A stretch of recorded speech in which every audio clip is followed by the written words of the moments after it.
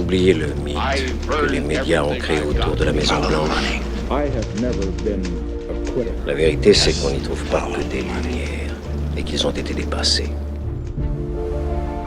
Bonjour et bienvenue dans Cinépolis, épisode 2. Cinépolis, c'est ce podcast où mon père Jean-Marie Colombani et moi Florence, journaliste de cinéma, nous parlons cinéma et politique en nous concentrant à chaque fois sur un grand film et en se permettant aussi un pas de côté pour parler d'un film qui est en lien avec le grand sujet.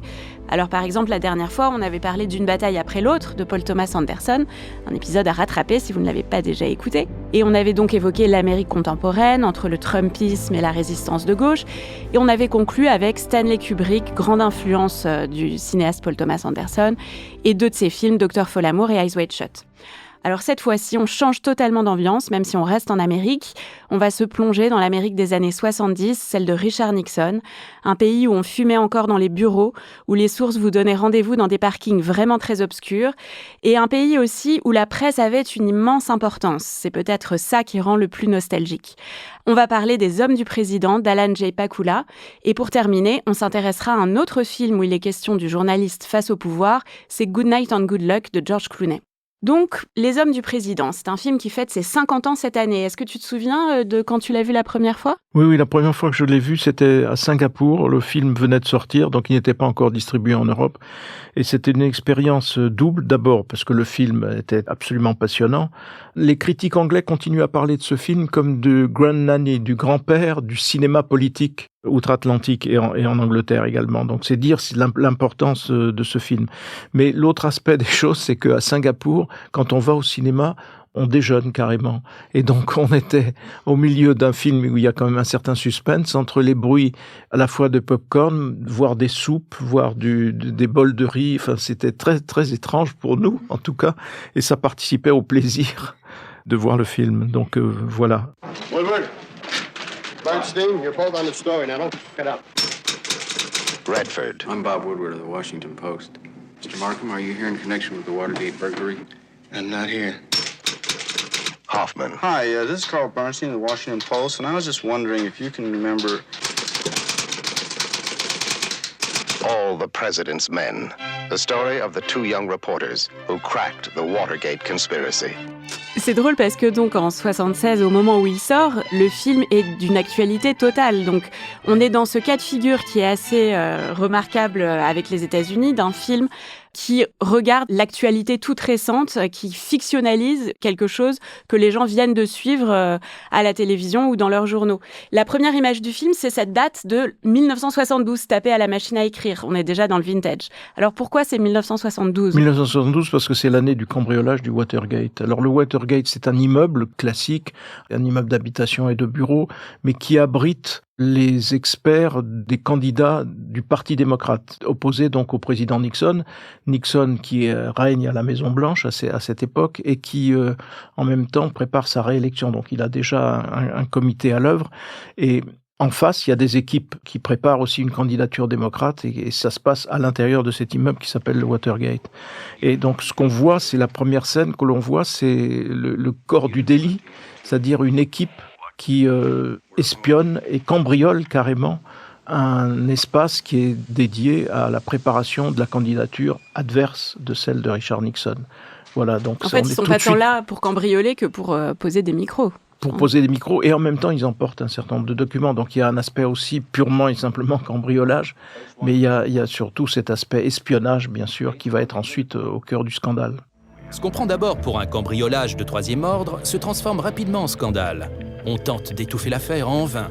Si les informations filtrent d'abord au compte-gouttes dans les médias, un raz-de-marée finit par s'abattre sur Nixon.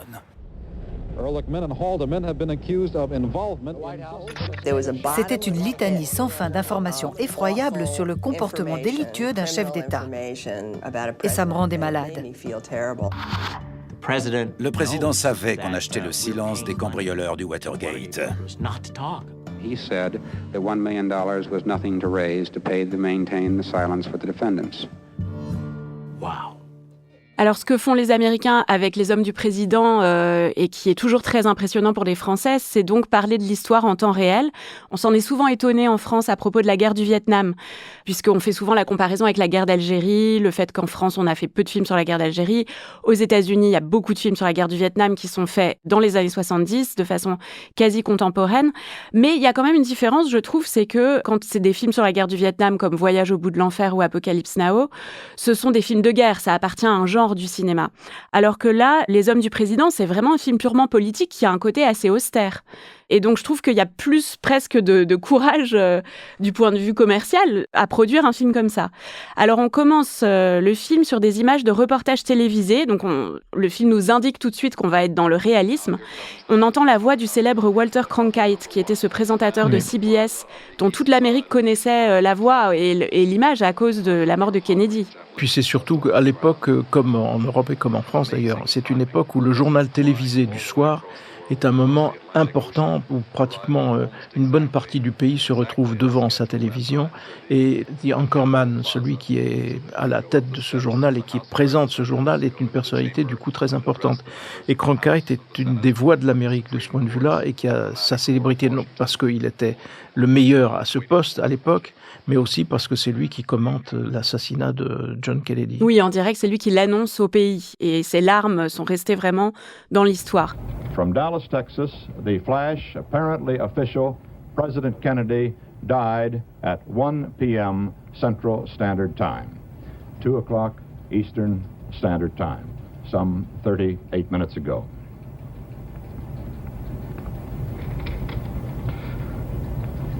Vice President Lyndon Johnson has left the hospital in Dallas, but we do not know to where he has proceeded.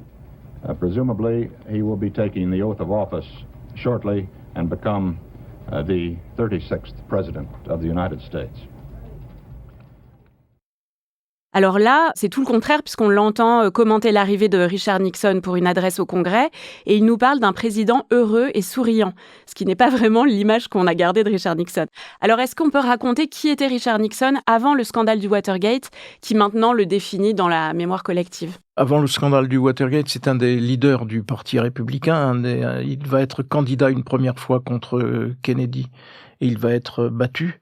Notamment à l'occasion là aussi c'est la première fois que, au fond, un face-à-face télévisé décide pratiquement, ou en tout cas est une part importante dans la victoire. Et dans la victoire de John Kennedy face à Richard Nixon, il y a cet aspect lors d'un débat. Et Nixon qui est, comment dire, autant John Kennedy est beau, élancé, jeune, élégant, autant Richard Nixon, lui, fait souvent une barbe qui apparaît, qui est jamais vraiment très très bien rasée, qui a une tête un petit peu... Il a une tête un peu spéciale. Un peu spéciale, et puis surtout un peu inquiétante. Oui. Donc le vis-à-vis esthétiquement pur, la comparaison de Nixon à Kennedy ne tient pas. Nixon est en situation de faiblesse. Donc il va être battu, mais il va gagner la fois d'après. Et la fois d'après, il va donc devenir président. Et il ne sera pas un président anodin. C'est un président qui a marqué l'histoire, avant l'affaire du Watergate, qui a marqué l'histoire de deux façons très importantes. D'abord, il fait mouvement vers la Chine. C'est à l'époque la Chine de Mao Tse-tung. C'est une Chine fermée, c'est une Chine où il y a eu une guerre civile épouvantable et où le régime chinois règne d'une main de fer et donc qui est un petit peu l'État paria à l'époque. Et Nixon, lui, avec l'aide de son conseiller Henry Kissinger, son conseiller et stratège en matière de diplomatie Henry Kissinger, va faire mouvement vers la Chine, va donc permettre à la Chine de rentrer, au fond, progressivement dans le concert des nations. Ça, c'est évidemment la première chose. L'autre chose, c'est que, avec toujours l'aide d'Henry Kissinger, il va mettre celui qui met fin à la guerre du Vietnam. Et donc, il va finir par passer un accord avec le Nord-Vietnam et qui va en effet signer la fin d'une période effroyable pour le Vietnam, Vietnam du Nord, Vietnam du Sud, et tout son cortège de souffrances, de douleurs, racontés d'ailleurs par les films que tu as évoqués tout à l'heure, et qui sont des films qui donnent à voir au public américain cette guerre, qui en même temps a provoqué un très profond mouvement de de protestation à l'intérieur de la société américaine et notamment chez les jeunes et chez les jeunes étudiants. Donc Nixon, c'est quand même dans l'histoire 2 choses. Le rapprochement avec la Chine et donc le fait qu'on sorte d'une situation conflictuelle avec la Chine progressivement et la paix au Nord-Vietnam, la paix au Vietnam tout court. Alors, Les Hommes du Président naît d'un désir très fort d'une star, c'est Robert Redford.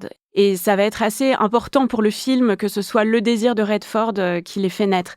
C'est lui qui contacte le scénariste William Goldman et ça vient vraiment d'un goût pour la chose politique qu'il a et qu'on a déjà observé dans sa carrière avant Les Hommes du Président. En 1972, il a été à l'origine d'un autre film qui s'appelle Voter McKay, qui en anglais s'appelle The Candidate et qui n'est pas très connu en France, mais c'est une comédie sur un homme qui se retrouve presque par accident candidat et qui mène une campagne électorale très très réussie, qui est totalement fondée sur son physique de beau gosse. Et alors, pour revenir à ce que tu disais sur Kennedy, ça s'inspire de la trajectoire de Kennedy, très aidée par son physique et par la séduction de sa famille, etc. Là, on a un peu la même chose avec le personnage de McKay dans ce film assez satirique, puisque le candidat n'a finalement pas vraiment de programme politique et il finit par gagner et se retrouve totalement démuni à dire à son équipe « mais qu'est-ce qu'on fait maintenant ?» parce qu'il n'a jamais pensé à gagner et il ne sait absolument pas comment assurer le travail pour lequel il s'est porté candidat. Donc déjà, un film politique à l'actif de Redford et ensuite, dans Les 3 jours du Condor, qui est le film qui précède Les Hommes du Président, un autre grand film des années 70, un film de Sidney Pollack, la presse a un rôle de choix puisque le personnage se sort de ses problèmes grâce à la presse. Donc on a déjà ces 2 thèmes, la politique et le journalisme, dans la carrière de Redford avant. Pour en revenir aux Hommes du Président, c'est donc William Goldman qui sera aussi le scénariste de Butch Cassidy et le Kid, de Misery, de Princess Bride, donc énormément de films très connus, et qui raconte dans son livre Les aventures d'un scénariste à Hollywood qu'il a reçu un appel de Redford au début de l'hiver 74. Redford est alors une immense star et il lui dit « Est-ce que vous avez entendu parler de ces gars du Washington Post ?» Ces gars du Washington Post, c'est Carl Bernstein et Robert Woodward, qui alors ne sont pas connus du grand public. Pourtant, ils ont bien fait ce travail d'enquête autour du Watergate, mais ils n'ont pas encore cette célébrité nationale. Ça va venir avec leurs livres et surtout avec Les Hommes du Président. Alors, Bernstein et Woodward, est-ce qu'on peut un peu redire qui ils sont et pourquoi ils sont restés mythiques ? On connaît encore leur nom. C'est le film qui les a rendus mythiques d'ailleurs, parce que au point de départ, ce sont 2 journalistes de base, mais j'allais dire de base basique, c'est-à-dire qu'ils sont dans l'univers du Washington Post, qui est déjà un monument assez impressionnant, on va en reparler, qui a une force de frappe éditoriale assez exceptionnelle. Ils sont presque la dernière roue du carrosse. Ils sont deux nouveaux journalistes, 2 néophytes, tout à fait anonymes et vraisemblablement, sans l'affaire du Watergate, appelés à le rester. Parce que donc la première surprise, c'est que le choix se porte sur ces 2-là. Il y a d'ailleurs pas mal d'humour dans le film sur le fait qu'on ne les prend pas tellement au sérieux. On ne les prend pas au sérieux et eux-mêmes, ils sont un petit peu plus ou moins l'un avec l'autre en rivalité et ils sont, presque maltraités. Mais c'est une maltraitance ordinaire, c'est le lot commun des journalistes à l'époque dans ces grandes pièces, ces grandes salles newsroom où toute la rédaction est sur un même plateau et où donc les gens sont un petit peu les uns sur les autres. Il y a une ambiance assez particulière. En plus, tout se passe au téléphone avec des sonneries. Voilà, exactement. Et eux sont anonymes dans cet espace-là. Ils vont cesser de l'être au fur et à mesure de la notoriété que leur donnera le film et surtout du sort de leur enquête. Parce qu'in fine, il ne faut pas oublier qu'ils vont progressivement mener une enquête approfondie et que cette enquête va être victorieuse. Et que ça fait tomber un président, c'est quand même pas banal. Ça aboutira en fin de course à la démission du président Nixon qui... plutôt que de subir l'impeachment, donc plutôt que d'être au fond congédié par le Congrès, ce qui, d'après tous les calculs, n'aurait pas manqué d'arriver, préfère jeter l'éponge et présenter sa démission. Je n'ai jamais été un lâcheur. Quitter mes fonctions avant l'expiration de mon mandat répugne à tous les instincts de mon corps. Mais en tant que président, je dois faire passer d'abord les intérêts de l'Amérique.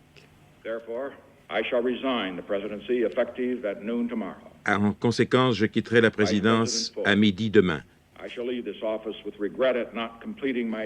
Je quitterai cette fonction avec le regret de ne pas avoir achevé mon mandat, mais avec gratitude pour le privilège d'avoir été votre président pendant ces 5 dernières années et demie. Et Bob Woodward est resté une figure très présente dans les médias américains, au point de continuer à écrire des livres sur chaque président. Oui, c'est-à-dire quasiment. qu'ensuite, ils acquièrent une notoriété bien méritée d'ailleurs, et Woodward va surtout ensuite faire carrière comme éditorialiste, et il va aussi publier un certain nombre de livres qui vont être le centre de l'attention. On pense évidemment aux Pentagon Papers, donc qui sont des enquêtes un petit peu sur le même modèle, et qui, au fond, mettent en cause l'opacité du pouvoir exécutif et le fait que le pouvoir exécutif ne respecte pas toujours, loin s'en faut, les règles qu'il impose aux autres. Alors dans le film, j'aime bien la façon dont on voit que l'enquête sur le Watergate commence par quelque chose de très petit. C'est vraiment du microscopique parce que Woodward est envoyé par son rédacteur en chef à l'audience des cambrioleurs du Watergate.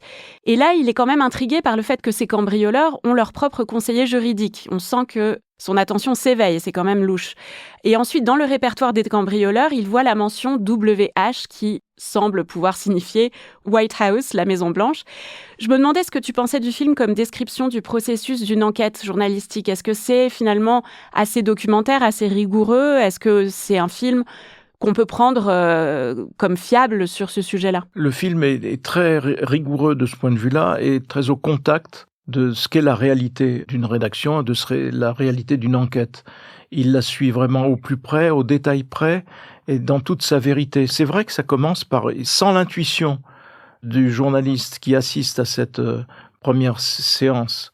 Et le doute vient d'abord chez lui, puis de fil en aiguille, ils vont continuer à creuser. Alors, ils vont continuer à creuser avec des discussions parfois houleuses, parfois incrédules de la part de leur propre hiérarchie, parce que on voit pas trop où ils veulent en venir.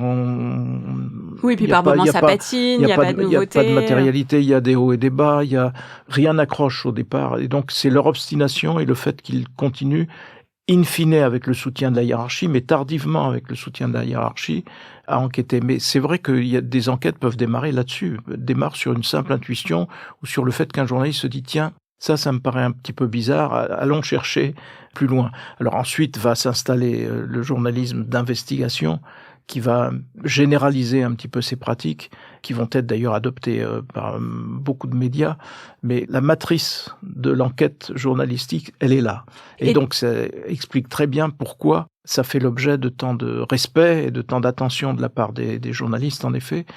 Parce qu'en plus, l'objectif est atteint, c'est-à-dire qu'on va arriver à démêler le vrai du faux, à démontrer vraiment ce qui s'est passé et à conduire à la mise en cause du responsable et du principal responsable, c'est-à-dire le président Nixon lui-même. Et la façon dont ils font ça, c'est d'abord en suivant l'argent. Ça, c'est la première chose qu'ils font. Alors, c'est la première consigne qu'on leur donne dans une enquête comme ça, suivez l'argent. Donc voilà, on est aux États-Unis et on comprend très bien ce mot d'ordre.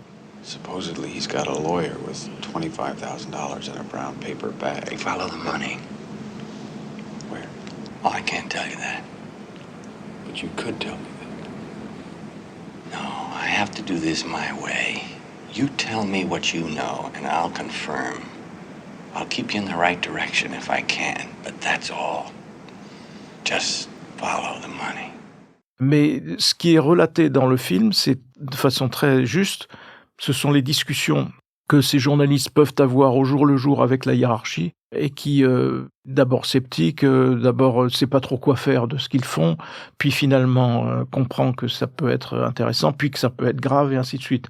Tout ça est très rigoureusement rendu par le film et donc de ce point de vue-là, c'est aussi un objet très précieux parce que ça retrace au plus près de ce que les journalistes en question ont raconté aux scénaristes et aux cinéastes. Donc c'est vraiment, en plus du fait de contenir évidemment un message politique. Le message politique, et d'ailleurs le cinéma américain ne va pas cesser de s'en emparer, et nombre de films mettront en scène des affaires graves où le secours et le recours, ce sera la presse. Ce seront les grands journaux. Il y a toujours à la fin de ce genre de film un gros plan sur le siège du journal pour montrer qu'au fond, c'est un des piliers de la démocratie qu'une presse libre et une presse qui n'hésite pas à mener des enquêtes, voire des enquêtes dérangeantes. Et donc, il y a une sorte de message permanent qui consiste à dire la démocratie, c'est pas seulement un congrès qu'on élit des députés, des sénateurs, ainsi de suite, on élit un président, c'est aussi une presse libre qui est essentielle au bon fonctionnement du système. Et là où l'enquête de Bernstein et Woodward fonctionne, c'est qu'ils ont une source quand même. Et ça, c'est peut-être le personnage finalement le plus célèbre du film. C'est pas ceux joués par Redford et Dustin Hoffman, c'est Gorge profonde, Deep Throat, qui est donc la personne qui leur permet de... Oui, c'est le rêve de tout enquêteur, de croiser une gorge profonde. Évidemment, moi, ça me ramène aussitôt à l'enquête sur Rainbow Warrior, donc... L'enquête du monde. L'enquête du monde d'Edoui Plenel et de Bertrand Legendre, qui sont arrivés au bout de la révélation de ce qui avait vraiment voulu couler ce bateau de Greenpeace, qui sera coulé dans le port d'Auckland en Nouvelle-Zélande. Et il y aura tout un débat, toute une crise politique autour de quelle était la part de responsabilité au fond du pouvoir et donc in fine du président Mitterrand. Et là-dessus, je renvoie à un excellent livre d'Hervé Gattegno qui retrace l'enquête des journalistes de l'époque sur le Rainbow Warrior et qui est là encore un compte-rendu très fidèle. Et on retrouve des éléments, et donc dans l'enquête sur le Greenpeace et sur le Rainbow Warrior, qui aboutira en effet à la mise en cause in fine du président Mitterrand, il y a aussi le secours d'une gorge profonde. Et le secours d'une gorge profonde, c'est la clé au fond des enquêtes, c'est quelles sont les sources. Est-ce que ces sources sont fiables? Est-ce qu'on peut leur faire confiance? Et là, on voit dans le film le rôle de la gorge profonde sur le Watergate, mais dans l'affaire que j'évoque, Rainbow Warrior et Greenpeace, c'est la même chose. Il y a une gorge profonde au sein de l'appareil d'État qui renseigne petit à petit les journalistes, qui les aiguille, qui leur dit non, là où vous allez faire fausse route dans cette direction, allez plutôt dans telle autre direction. Ça, c'est parfaitement la réalité et c'est tout à fait rendu compte dans le film. Alors, c'est pas forcément aussi cinématographique parce que là... Ça n'est pas cinématographique parce que, par exemple, la gorge profonde que rencontrent les journalistes américains, c'est dans un parking. C'est vraiment dans la pénombre. En pleine nuit, il fait sombre, on n'y voit rien. On devine à peu près une silhouette. Voilà, c'est le moment d'ailleurs de dire que la photo du film est signée Gordon Willis, qui est le grand chef opérateur des années 70, qui est le chef opérateur du Parrain, autre film où il y a beaucoup de scènes en clair-obscur, et aussi de Manhattan de Woody Allen. Et Les Hommes du Président, c'est un des films où il impose cette esthétique, qui reste d'ailleurs très associée à cette époque. Et la scène du parking est peut-être la plus grande scène du film, enfin la scène la plus marquante. Où en êtes-vous? Bloqué. Notre enquête ne donne aucun résultat. Nous n'avons que des bribes. De ce fait, nous n'arrivons pas à voir comment le puzzle se met en place. John Mitchell lâche la direction du comité de réélection. Il déclare qu'il veut désormais passer plus de temps en famille. Tout ça, c'est du bidon, bien sûr. On n'avale pas cette couleuvre. Oubliez le mythe que les médias ont créé autour de la Maison-Blanche. La vérité, c'est qu'on n'y trouve pas que des lumières et qu'ils ont été dépassés. Pour moi, les scènes les plus marquantes, ce sont les discussions entre les journalistes et leur hiérarchie. Parce que et ça fait écho à du vécu. Oui, et notamment avec Bob Woodward, qui sera appelé après à prendre des responsabilités et qui se retrouvera, lui, dans position de hiérarque, alors qu'au départ, évidemment, il bataille, au fond, avec sa propre hiérarchie qui, au départ, franchement, personne n'y croit. Et c'est vraiment petit à petit que les choses avancent. Et il y a, évidemment, tout le monde doute de leur gorge profonde. Et in fine, ils avaient raison de lui faire confiance. D'ailleurs, cette gorge profonde dévoilera son identité des années plus tard. Et voilà, ça n'agitera plus beaucoup de monde, mais néanmoins, on oui, seulement saura... quand c'est moins risqué, bien voilà, sûr. Et on saura qui était vraiment cette gorge profonde, le rôle qu'il avait, le poids politique qu'il pouvait avoir, etc. C'était un très haut fonctionnaire américain. Et de même que c'est un haut fonctionnaire français qui a renseigné notre équipe d'enquêteurs dans l'affaire Greenpeace. Alors là, on parlait du Monde, mais Les Hommes du Président, c'est un peu une immense publicité pour un autre quotidien de référence, c'est le Washington Post, qui est quasiment un personnage à part entière du film. C'était le quotidien fondé en 1877 dans la capitale américaine, qui a donc une grande importance politique et une vénérable histoire, qui a un peu à voir avec le cinéma dans les années 30, puisqu'il est convoité par William Randolph Hearst, le grand magnat de la presse américaine, qui lui-même est le sujet du film d'Orson Welles Citizen Kane. Donc là, on touche un peu un territoire de cinéma déjà. Et c'est un journal qui a été très longtemps la propriété d'une famille, la famille Graham, avec sa légendaire patronne Catherine Graham, puis le fils de celle-ci, Donald, mais qu'on appelait Don, je crois, et que tu as connu. Est-ce que tu peux nous parler de ton expérience au Washington Post? Le New York Times et le Washington Post avaient en commun d'être pilotés par des familles et transmises d'héritage en héritage à cette même famille, qui était au fond garante de l'indépendance de ces journaux, qui étaient des journaux libéraux au sens américain du terme, Oui, donc de gauche plutôt. Enfin, alors en tout cas, de gauche, centre-gauche. vu des États-Unis, de centre-gauche, vu d'ici, Ah oui, non, pas du tout. On n'est pas dans les mêmes cases. Et donc, le Washington Post, lui, tirera évidemment un surplus de notoriété et de puissance à travers l'affaire du Watergate. Mais c'est aussi une période où les éditorialistes comptent, où les éditorialistes des grands journaux comptent. D'abord, ils ont de l'influence sur le reste de la presse, qui est pour l'essentiel une presse régionale, locale aux États-Unis, et ils pèsent voire sur la décision publique. Ils pèsent sur leur gouvernement parce qu'ils ont une influence que plus personne n'a aujourd'hui.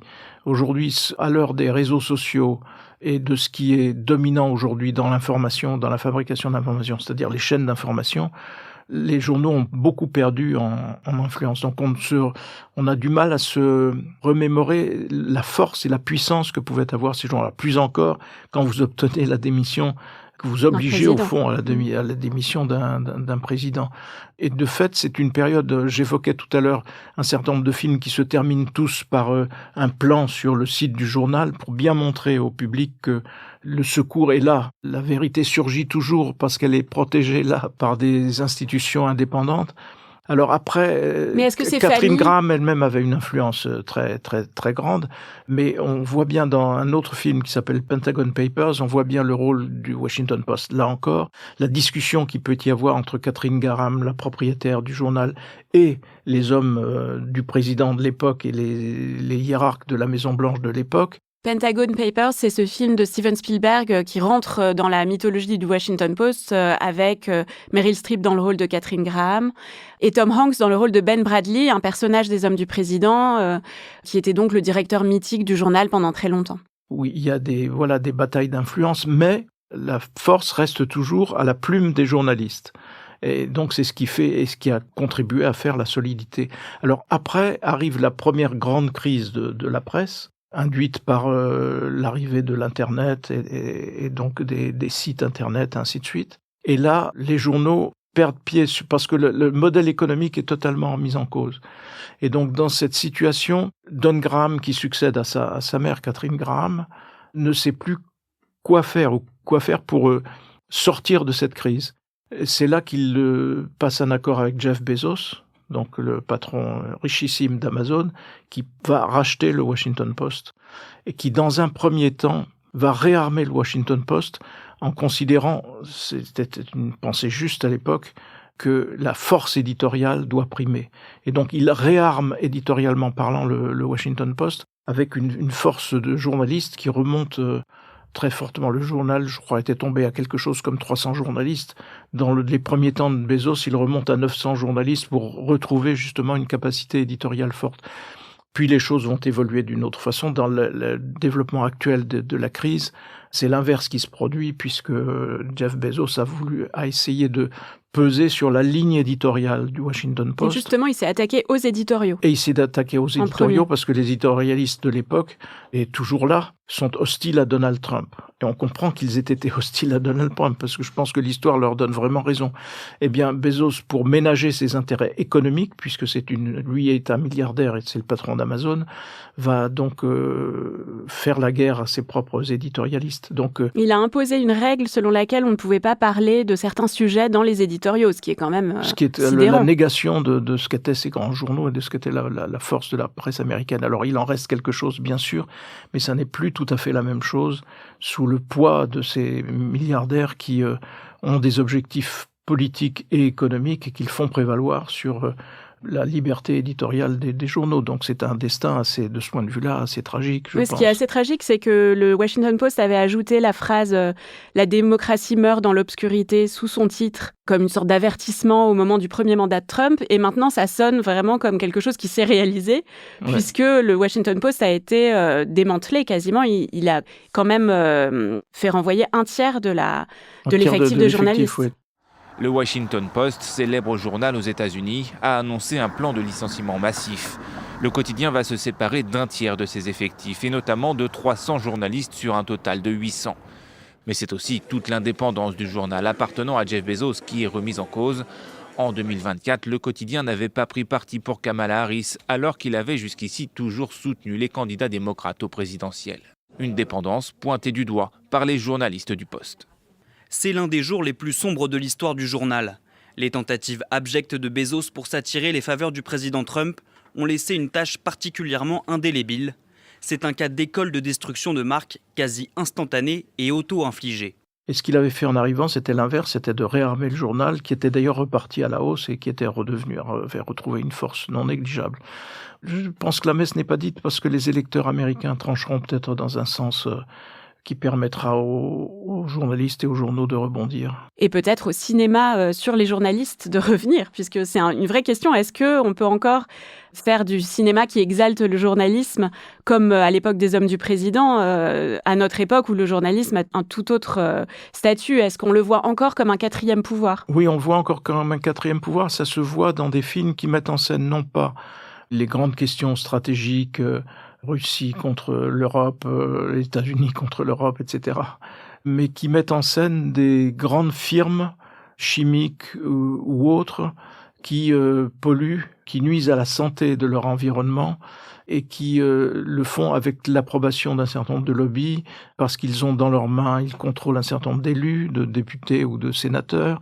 Et donc on voit là des équipes qui permettent d'accéder à la vérité, de remettre les choses en transparence, et où là, on retrouve le même fil conducteur que celui qui était appliqué à la vie politique. Et c'est toujours la politique d'ailleurs, mais les sujets d'enquête portent davantage aujourd'hui sur le poids de telle firme pétrochimique, le poids de tel fabricant de médicaments. D'ailleurs, tout ce qui tourne autour de la crise du fentanyl, notamment, qui fait des ravages aux États-Unis, a fait l'objet d'ailleurs de films qui dénoncent, et de séries, où les journalistes ont évidemment aussi le premier rôle, et où on rappelle en effet que au fondement de la démocratie, si on veut qu'elle fonctionne bien, il faut une presse libre. Et puis il y a aussi eu le film Spotlight qui racontait l'enquête du Boston Globe sur les abus sexuels dans l'église.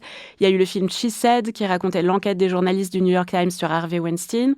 Donc on voit que ça continue en effet, et je crois qu'on annonce un film aussi sur l'enquête du Miami Herald, il me semble, sur l'affaire Epstein. Sur Epstein, ouais. Oui. Donc on a l'impression que ce genre perdure. En effet. Alors, pour terminer sur les Hommes du Président, le grand sujet du film, c'est donc cette victoire de la presse. Et moi, ça m'a beaucoup plu à la fin, ces gros plans sur les articles en train de s'écrire et l'annonce de la démission de Nixon. C'est vraiment presque une exaltation esthétique de ce que c'est qu'un journal papier. Il y a quelque chose d'assez beau là-dedans. Alors justement, on va parler de Good Night and Good Luck de George Clooney parce que c'est un peu l'autre visage du journalisme. C'est le journalisme télévisé puisque c'est un film qui date de 2005 et qui raconte la période du McCarthyisme à travers la figure de Edward Murrow, qui était donc un présentateur de la chaîne CBS, qui s'opposait frontalement à Joe McCarthy, le sénateur en pleine chasse aux sorcières communiste, tous les soirs dans son journal télévisé. I've searched my conscience, and I can't find any justification for this. Our next show is going to be about Senator McCarthy. We're going to go right at him.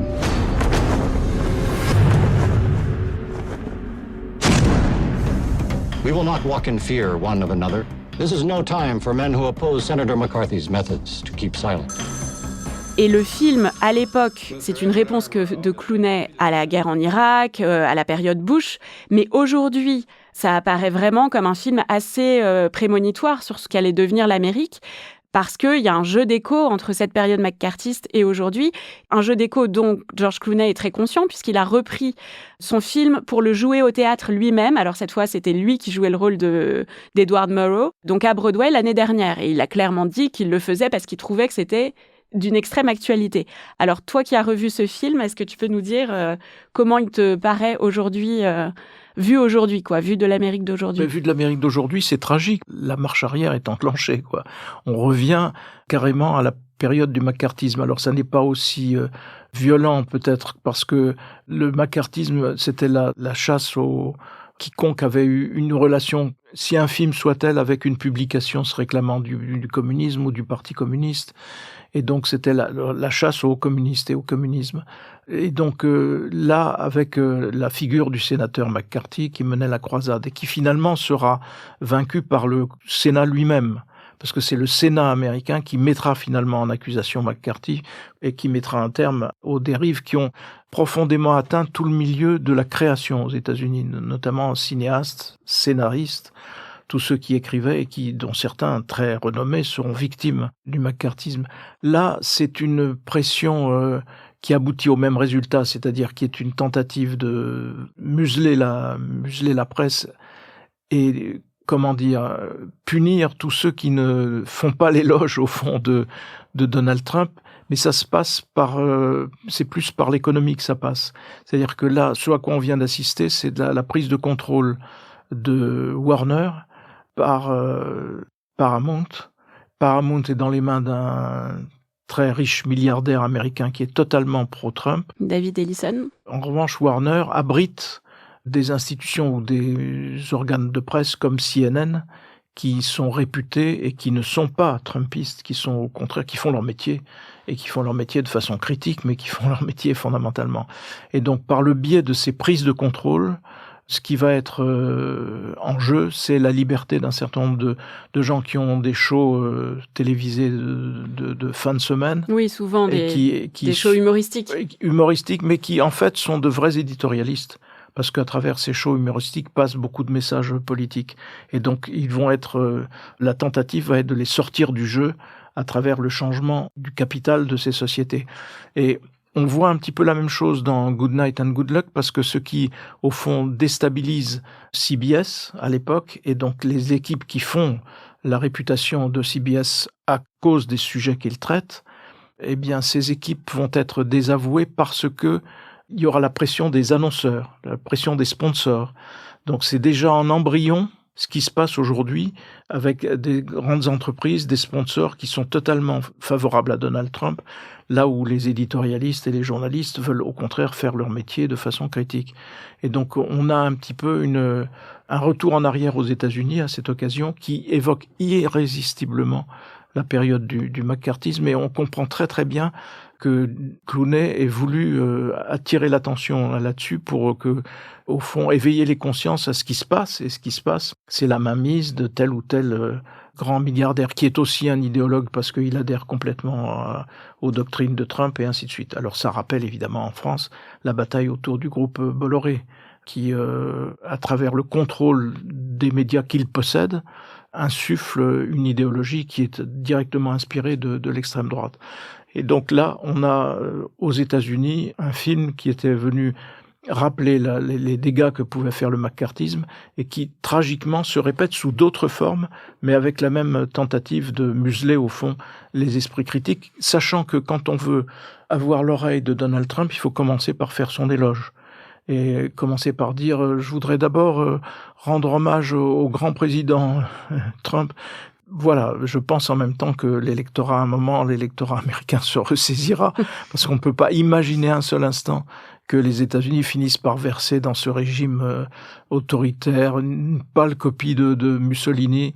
Dieu merci pour les États-Unis, avec simplement une bonne dose d'autobronzant qui peut donner le change. La semaine prochaine, dans Cinépolis, on change complètement d'époque et de contexte, puisqu'on part dans la France de François Mitterrand, avec L'inconnu de la Grande Arche, un film de Stéphane Demoustier, autour de la figure tragique de l'architecte de l'Arche de la Défense. On en discute la semaine prochaine.